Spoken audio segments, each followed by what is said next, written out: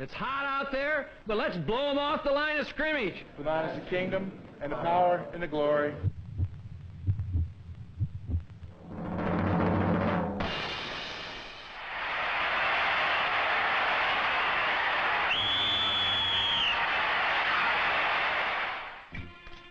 Like millions of turkeys across the land, the St. Louis Cardinals could become just one more dead bird in their Thanksgiving Day game in Dallas against the Cowboys.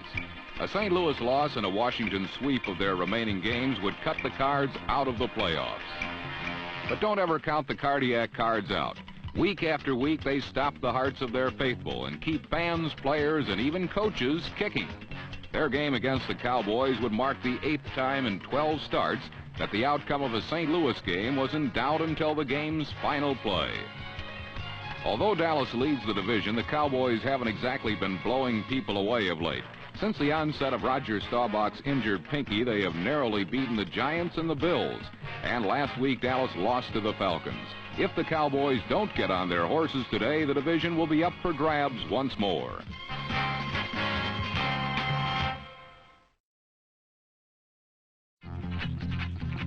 Since their last game, which the Cardinals won, bad blood has developed between the two teams, an added element to the game which was seized upon by Cowboy fans who decked the walls with signs. This one is our choice for the best of the Thanksgiving Day category. But on this day, when millions were at home giving thanks, some signs belied the peaceful nature of the holiday.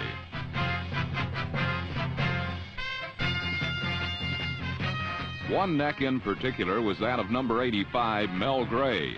In the first Dallas-St. Louis game, Gray had incensed the Cowboys secondary with a disdainful spike between two fallen Dallas defenders. His actions did not sit well with the Cowboys, and on the game's first play from scrimmage, Gray paid for his indiscretion.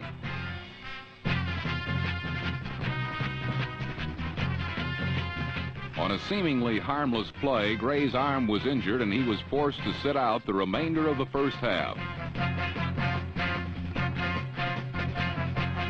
In fact, Gray in particular, and the Cardinal offense in general, was missing for most of the opening half.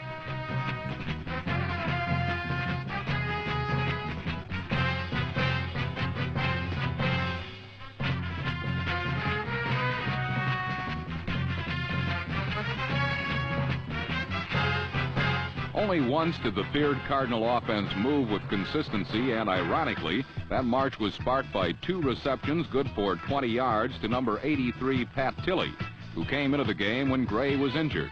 Tilley, a rookie who went to Louisiana Tech, the same school that produced Baltimore's burner Roger Carr, has great hands and has been doing an excellent job filling in for Gray, who has missed a lot of action recently due to a broken nose. In this game, his 2 catches on the first and second plays of the second quarter got the St. Louis passing attack rolling.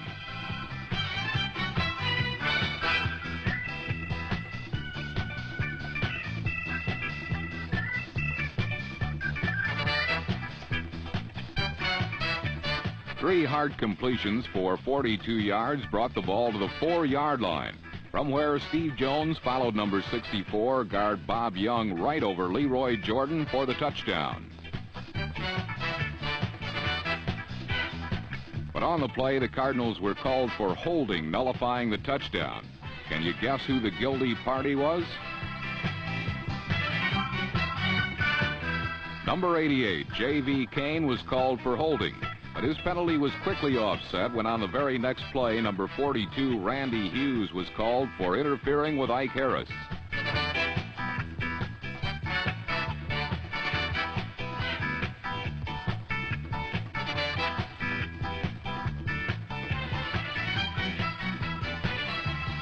Instead of 3rd and 12, St. Louis had a 1st and 10 from the 10. And 2 plays later, Jones reclaimed his touchdown, this time crashing over number 43, Cliff Harris, for the score.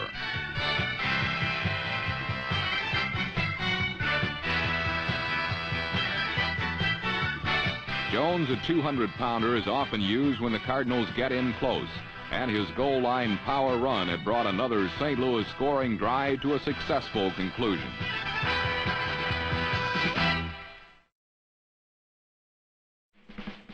While Jim Hart was beginning to find the range, Roger Staubach was having another inconsistent passing day. It's hard to say how much the injured finger is affecting him, although Staubach claims not at all. And part of his showing could be attributed on this play to 10 bad fingers of Scott Laidlaw.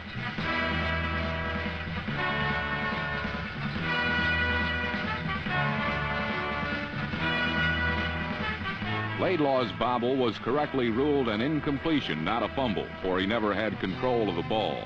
Therefore, Mike Sensabaugh's touchdown did not count, but the Cardinals had held Dallas on their own 11, and the field position on the resulting punt led to St. Louis' only other scoring chance of the first half.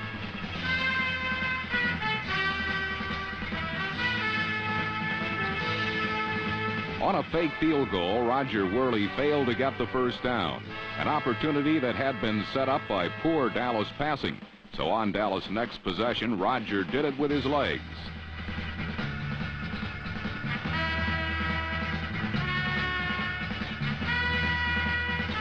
Staubach picked up 33 yards on 2 scrambles, then hit a wide-open Scott Laidlaw for the score.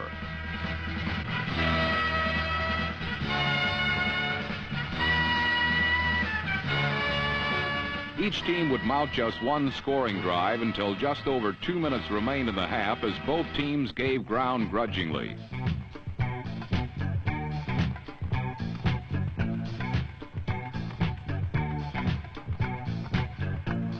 Unable to sustain a drive, Hart began putting up long passes and very nearly clicked on a dilly to Tilly.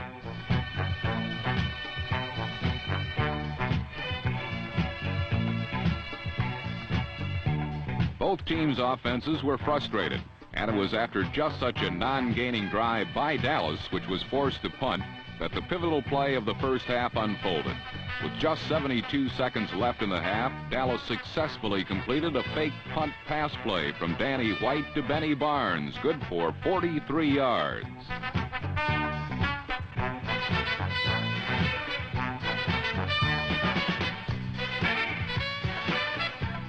White, the Cowboys' backup quarterback, has the option of using this play if he notices a full-blown rush coming, and that's just what he saw.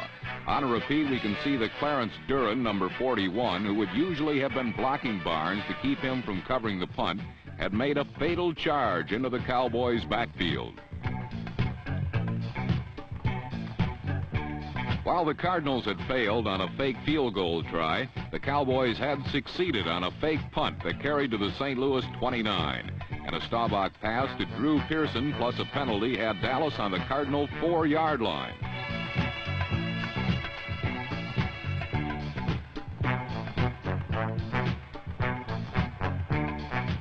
Despite his hands-off gesture, number 67, Larry Stallings, was called for piling on. And from the 4, Staubach dropped back again, then tried to pull the ball down and run.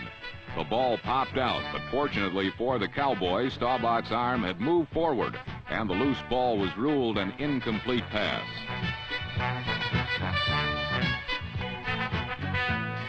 With 20 seconds left, Staubach this time rolled out. Though the play was an option pass or run, he took no chances this time and rolled in for the go-ahead score.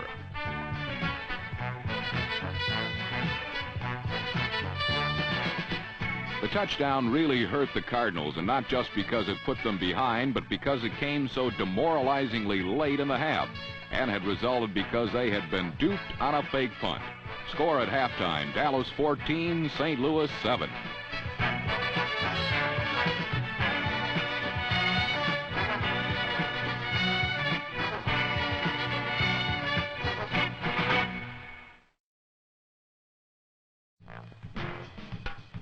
Throughout the first half, Tom Landry's Cowboys had held the Cardinals' explosive offense pretty much in check. Jim Hart had been unable to detonate the bomb. Mel Gray had merely a single reception. As we have seen, terrific Terry Metcalf was upset with his first half stats of only 8 yards rushing and 1 harmless catch for 5 yards. For the entire third quarter and most of the fourth, Metcalf and the Cards discovered they would fare no better as Doomsday continued to shut off St. Louis' high-powered attack. Number 79, Harvey Martin's diving interception of a pass tipped by Charlie Waters was the first of the day for Dallas, and his agility demonstrates the exceptional athletes Dallas has at the end position, with a 6'5" Martin and his 6'9" partner, Too Tall Jones. But while the Cowboys' defense was having a Thanksgiving feast on St. Louis, their offense was having problems moving the ball against the much-improved Cardinal defensive platoon. The most important addition here has been number 63 defensive end John Zook, who was obtained from the Falcons for a number 1 draft choice. The Cardinals have long needed and long looked for a powerful force at one of the end positions. In Zook, St. Louis apparently has the man they so desperately needed. While the Big Red defense excelled, Dallas still managed to put 3 points on the board early in the fourth quarter when Efrain Herrera punched a long one from 42 yards out.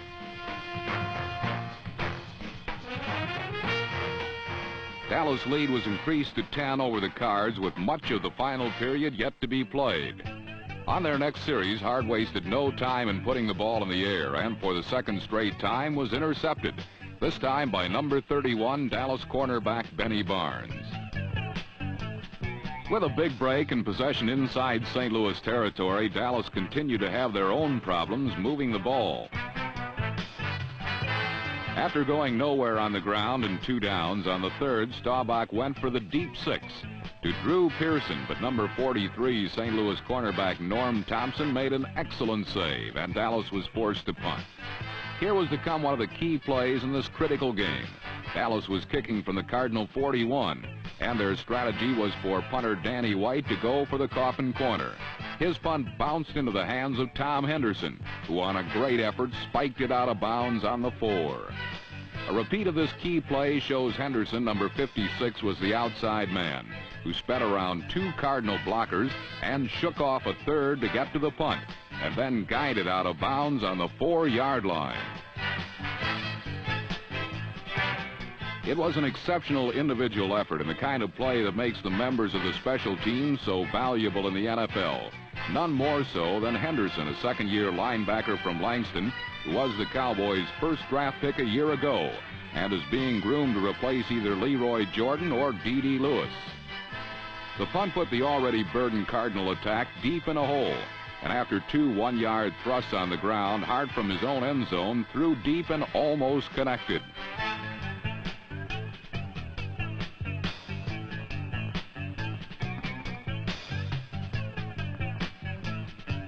St. Louis was now forced to punt from deep in their end zone. Watch Henderson, number 56, move from his position over center to the left flank.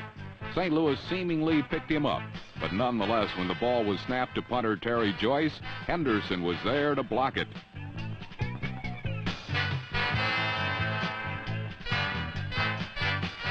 Another great effort by Tom Henderson and the Cowboys' special teams had paid off, this time in a safety that gave Dallas 2 points and increased their lead to 12 points.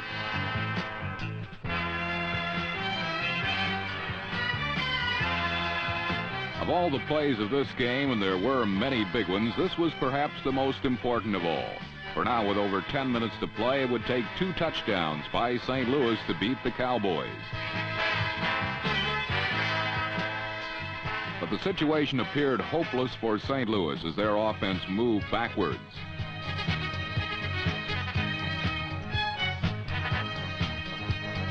When Jim Hart suffered a rare sack on Randy Hughes' safety blitz, the Cardinals had to punt the ball away. But again, punter Terry Joyce participated in a less than pleasant way.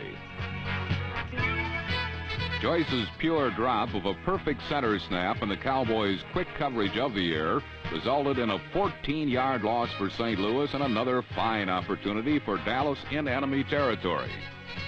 But just when things looked darkest for the Cardinals, the fortunes of the game suddenly changed. On a rollout to his right, Roger Staubach fumbled the ball, which St. Louis recovered on their own 32. The Cardinal offense was presented with another opportunity, and for the first time since early in the second quarter, they were up to the task as Jim Hart began a passing barrage that took them to the Dallas 24.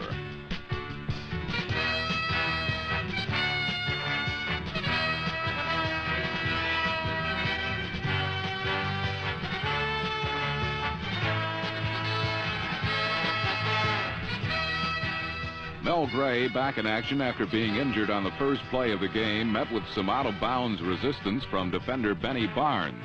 But the Cardinal air attack was clicking at last.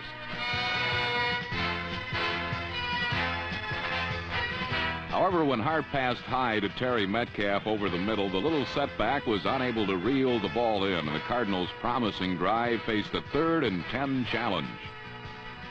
Metcalf was replaced by more sure-handed Wayne Morris, and despite the fact the halfback from Southern Methodist is a rookie, Hart went to him in this crucial situation. Morris made the catch, but number 25, Aaron Coryell, came up fast to take him down 5 yards short of the first down marker. Because of Coryell's quickness, St. Louis was faced with 4th and 5 from the Dallas 19. A field goal was of no help now, so the Cardinals had to go for the touchdown. The Dallas defense braced for the 4th down attempt, armed with the knowledge that with Terry Metcalf on the bench and not playing particularly well, Hart's number 1 target had to be Mel Gray, decidedly off his game so far today. Despite the certainty of what was coming, Hart hit Gray over the middle, where a missed forearm shiver by Mark Washington gave Gray a chance to flash his speed.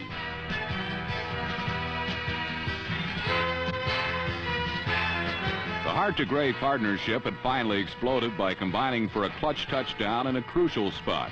St. Louis now trailed by 5 with less than 2 minutes remaining in the game. But this type of pressure situation is de rigueur for the Cardiac Cards. It was now up to the Cardinal defense to keep Dallas from a first down on the next series in order to give the offense any time at all to score a touchdown. The Cowboys never had a chance as red shirts poured in on every down and forced Dallas to give up the ball. But after 3 straight incompletions, Hart was in a hole. 4th and 10 from his own 37 as he went back for a pass he had to complete. Somehow, Ike Harris had worked his way free and clear as he came across the middle for the vital first down, and on the next play, Hart placed a beauty into the arms of Mel Gray at the right sideline. The perfect pass covered 27 yards all the way to the Dallas 13, and in typical fashion, the last-minute momentum belonged to St. Louis. From the 13 with 48 seconds showing, Hart saw J.V. Kane open in the end zone, but Dallas quickly recovered. On the near-miss touchdown, Hart saw Kane streaking into the open, pumped once, and was forced to throw off balance. If the pass had more on it, the Dallas defenders wouldn't have been able to converge on their collision course with J.V. Kane. Kane pleaded interference to no avail, but St. Louis still had 41 seconds to score.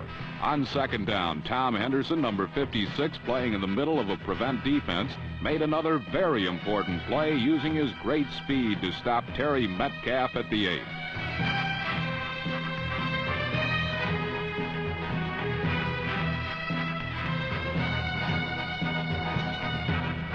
Third down now and only 17 seconds left in the game as Hart calmly took his place over center Tom Banks. As they usually do, the Cardinals' great offensive line gave Hart plenty of time to wait for a receiver to come open. But Cliff Harris slapped the ball away from J.V. Kane.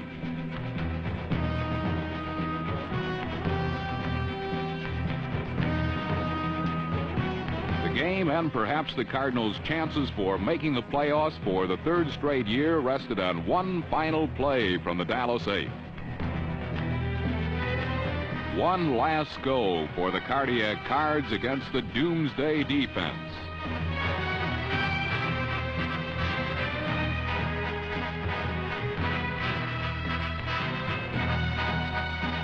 In a heart-stopping last-second goal line stand, the Dallas Cowboys had prevailed over the Cardiac Cardinals, and sweet victory was theirs.